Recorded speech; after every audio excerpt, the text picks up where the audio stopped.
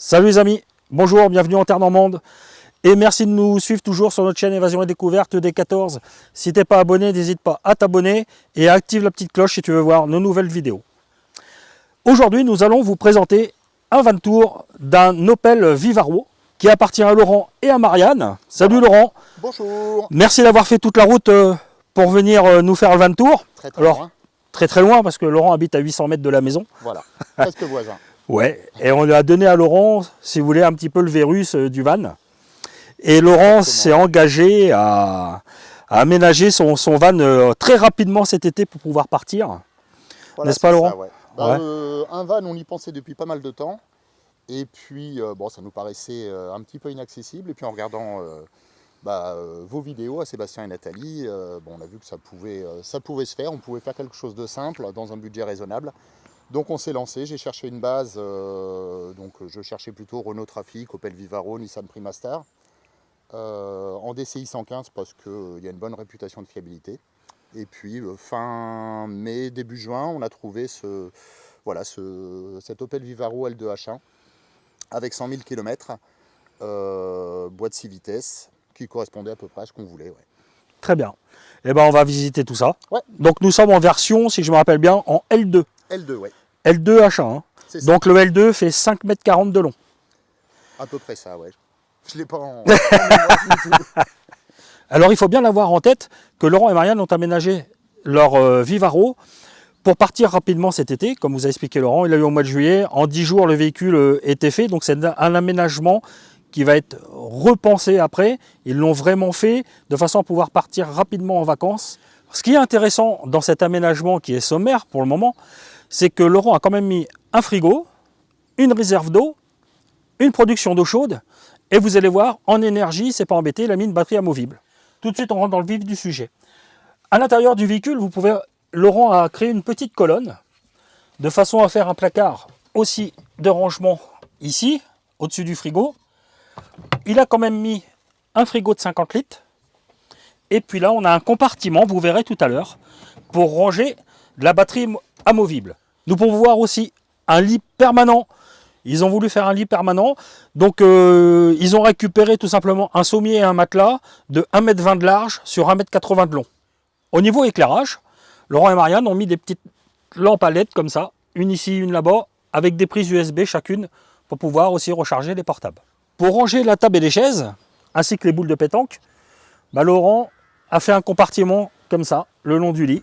Et ce qui fait que tout tient ici, et puis il y a encore de la place pour loger d'autres éléments, d'autres choses. Alors nous allons rentrer un petit peu dans la technique, dans les capacités du véhicule pour être autonome. C'est très simple. Laurent a installé un réservoir d'eau de 50 litres et il se servent aussi d'un bidon comme celui-ci de 25 litres pour pouvoir faire la vaisselle. Nous avons aussi une production d'eau chaude dans le van. Alors cette production d'eau chaude, vous la reconnaissez, je vous l'ai présentée en vidéo. Si vous voulez avoir plus de détails, ça c'est un Campa Geyser, je vous mets le lien de la vidéo juste ici, ça sera marqué eau chaude. La bouteille de gaz que vous voyez là est une 907, elle sert uniquement à la production d'eau chaude. Avant de parler d'électricité, on va vous faire voir quelques rangements dans le véhicule, notamment, alors ils ont gardé l'esprit des valises pour mettre leurs vêtements, juste à côté du meuble frigo. Et l'avantage d'avoir un lit permanent aussi, c'est que nous avons des rangements. On peut mettre des caisses directement sous le lit, ce qui permet de ranger pas mal de choses. Pour cuisiner, c'est tout simple. En attendant, ils ont mis une petite caisse avec une autre bouteille de gaz, le petit camping gaz qu'il faut, extincteur, et comme ça, ça leur permet de cuisiner sur la table extérieure, tout simplement, et de ranger tout ça sous le lit. Au niveau de l'électricité, comment on fait Laurent et Marianne? Eh bien, ils ont tout simplement, on leur a prêté une batterie amovible pour qu'ils puissent partir en vacances. Donc, cette batterie-là, je vous l'ai présentée, c'est pareil, je vous mets un lien juste ici, ce sera marqué batterie. Alors, cette batterie, Laurent a fait un rangement spécifique pour ne pas l'avoir dans les pattes.